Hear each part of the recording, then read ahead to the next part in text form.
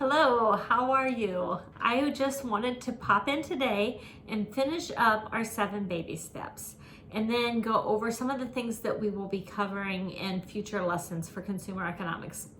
We're going to cover baby steps 5 through 7 today, kind of briefly, but let's review all of them. The first one was to save $1,000 for an emergency fund. We're going to start with a very small emergency fund, and then we go straight into baby step 2, which is paying off all your debts.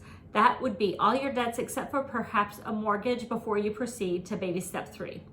Baby step 3 is saving up 3 to 6 months worth of living expenses. And if your family has experienced the loss of job or cut back hours or anything like that right now, you probably really are seeing the importance and necessity of this step. And it should come on pretty early in the process that you're going to be saving that up. So really, that's your expanded emergency fund. We started out with $1,000 and now we're expanding it to have 3 to 6 months worth of living expenses.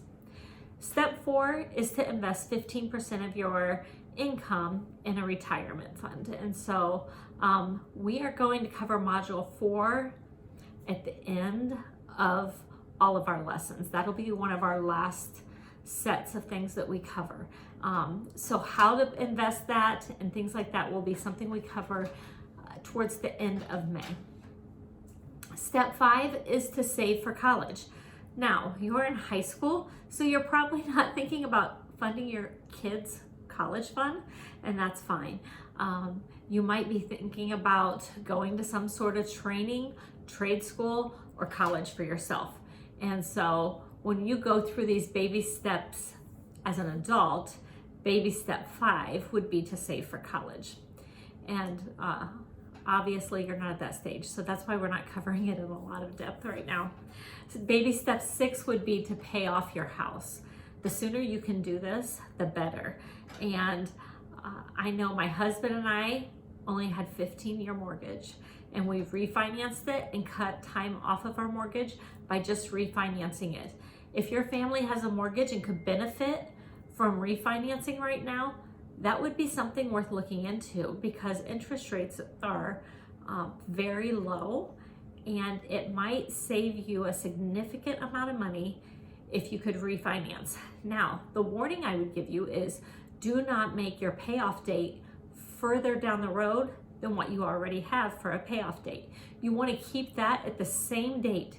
You even want to keep paying the same amount every month if possible. And that's how you get ahead of the game and how you can pay off your mortgage early. If you are paid every other week, like myself, you might consider making a payment on your mortgage every other paycheck. So you would pay on your mortgage every 4 weeks, not once a month. If you pay on your mortgage every 4 weeks, you would actually get in 13 payments per year. So that would be another way to just stick some extra money towards that mortgage, and it wouldn't cramp your lifestyle too much, quite possibly. So those are just some of my ideas of how you can pay off your mortgage early. If you ever come into money from a bonus or from doing extra jobs or from something, then by all means, throw money towards that mortgage and pay off that house early as well.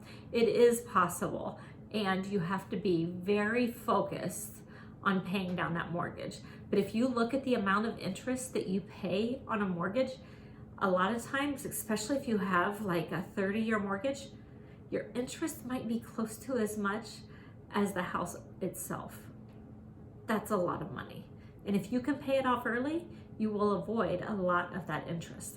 Okay, so most of you are not at the stage of paying off a house right now, and that might bore you.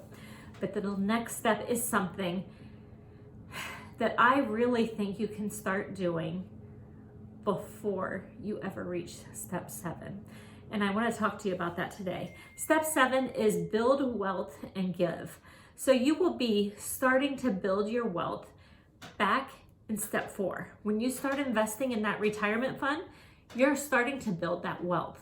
But the other half of baby step 7 is to give. And giving is something you can do right now. If you don't have a job, you can still give. You can give of yourself, you can give of your time, you can give of your talents, and you can help people. So that's something you can do right now. And today's assignment is actually an essay about that and to do something that will help others. So you can see that in our Google Classroom and see how I want you to approach that. But giving is a mindset that you want to develop very early.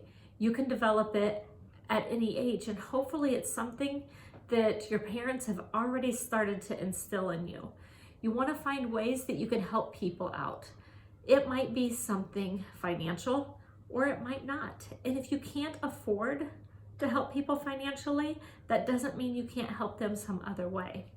You might go out right now. Okay, so the grass is getting really green today, and it's almost time to mow whenever all of this water dries up that's in our yards, right? But you could go out and clean up not just your yard, but maybe a neighbor's yard, maybe an elderly person in your neighborhood. Maybe go over and see your grandparents and clean up their yard. Don't go inside, don't visit them. Make sure you're keeping your social distancing, but you can help them and you can give of yourself. If you would spend time out helping them, that would probably be something that would mean a lot to them as well. You could maybe go alongside the road when you're taking a walk this week and pick up trash. That's a way you can help. So think of some ways that you can help. Think of some ways that your family can help right now. And again, it doesn't have to be financial. Certainly, if you can develop a habit of giving and giving financially, that would be a good habit to get to. But when you get to baby step 7 and you've paid off your house, maybe as an adult you have your kids' college funds fully funded, maybe you have your retirement fully funded, and you can really have a lot of fun giving to people and giving to organizations that are in need.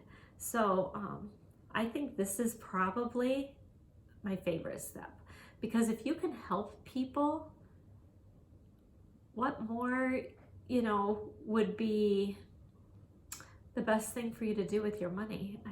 To just hoard it to yourself really doesn't get you very far. And you want to be a person that's giving and that can help others. So consider ways that you can give of yourself, give of your time. Maybe you're going to think of some ways that you can give some money to help others. If you're in a position to help people, then do that. If you're ordering out takeout right now, maybe you leave a generous tip for people, because they don't have nearly as much business as what they had a few weeks ago. Maybe once we're back into the swing of things and we can go out and get my nails done and I can get my hair cut and colored and I can get some of those things done, maybe I could leave a tip that would make up for some of those appointments that were missed. So think of some ways that you can help people. And if you want to do something extra once we're all out of our houses and socializing again, start saving now so that maybe you can bless some of those people once we are allowed to go back out. Okay, so go check your Google Classroom out. Check out your assignment for today. Go out and do something to help others. And this assignment will be due a week from Friday. Okay, so for the second part of the video, I want to go over a few things about how we're going to approach the rest of this semester for consumer economics. We have covered the first 3 modules in class, and we have 3 more modules to go. It's uncertain as to when we'll be going back to school, and so I've been working on a strategy of the best way to cover the material. And since I don't know how this will all play out, I've decided on taking the next 3 modules, module 4, 5, and 6, and covering them in reverse order.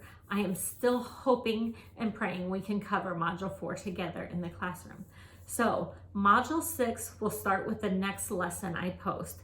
Module 6 is the beginning, it's where we cover insurance. So I will start covering insurance, and between modules 5 and 6, I will also be covering some ways to protect your identity, and making sure you're not a victim of identity theft or identity fraud, or how to handle it if you are ever a victim.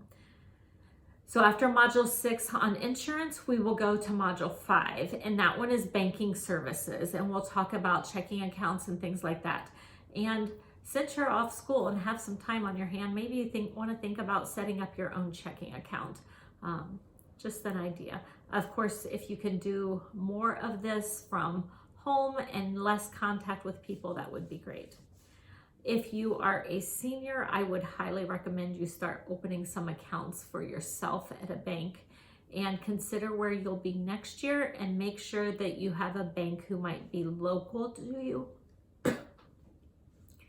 And really think about it. So if you're going away to college and you're going to Ohio State, you'd probably look into things in Columbus and realize there's a lot of Huntington Bank branches in Columbus.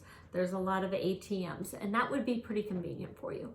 So maybe you would consider that. If you are going to Tiffin University, you're going to look and say, there's not a Huntington branch in Tiffin, and there's not one anywhere close. And so you might consider PNC or a different bank that you can have local access to when you'd go there.